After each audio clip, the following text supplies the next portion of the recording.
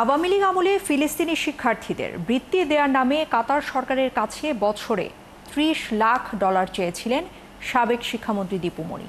এর মাধ্যমে তিনি অর্থ উপার্জনের চেষ্টা করেছিলেন। অভিযোগ করেছেন বাংলাদেশে নিযুক্ত ফিলিস্তিনি রাষ্ট্রদূত ইউসেফ এস.ওয়াই রামাদান।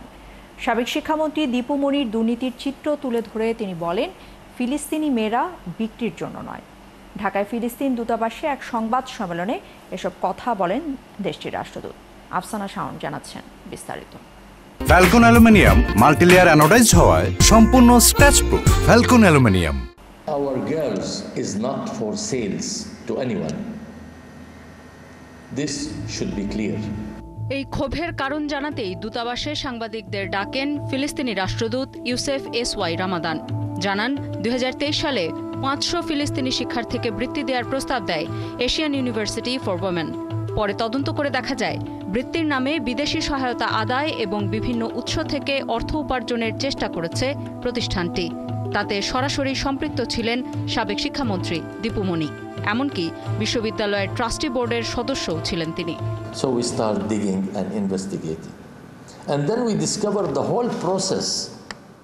আমরা ছাত্রীদের নিরাপত্তা নিয়ে তদন্ত করে দেখলাম পুরো প্রকল্পটাই ছিল অর্থ উপার্জনের জন্য।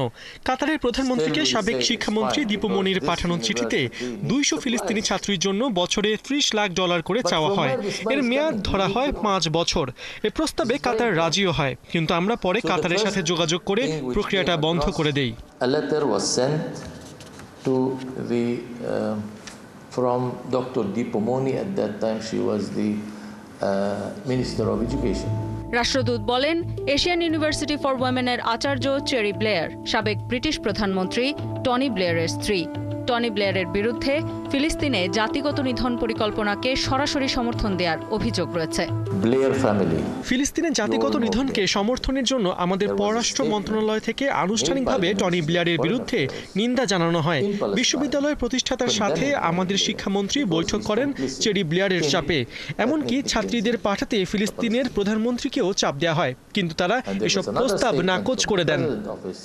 রাষ্ট্রদূত অভিযোগ করেন, ফিলিস্তিনি মানুষকে আজীবনের জন্য নিজের ইচ্ছায় গাজা ছাড়তে বাধ্য করা সংস্থা কোগেটের সাথে এশিয়ান ইউনিভার্সিটি ফর ওমেনের প্রতিষ্ঠাতা কামাল আহমেদের সম্পর্ক আছে।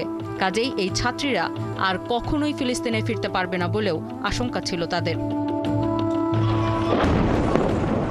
এছাড়াও ইসরায়েলের কাছে অস্ত্র বিক্রি এবং তাদের অর্থ সহায়তা দেয়া বিভিন্ন দেশ ও সংস্থার সাথে এই বিশ্ববিদ্যালয়ের সরাসরি সম্পর্ক থাকার তথ্য পায় ফিলিস্তিনি দূতাবাস। এসব কারণেই এশিয়ান ইউনিভার্সিটি ফর ওমেনের বৃত্তি প্রত্যাখ্যান করে দেশটি। ফিলিস্তিনি ছাত্রীদের ভিসাও বাতিল করা হয়। শেষ পর্যন্ত ফিলিস্তিনি ছাত্রীদের নিরাপত্তা রক্ষা এবং দেশটির পণ্য বাংলাদেশে আসার সুযোগ তৈরির প্রক্রিয়া শুরু হওয়ায় বর্তমান সরকারকে ধন্যবাদ জানান ফিলিস্তিনি রাষ্ট্রদূত। আফসানা শাওন, ৭১।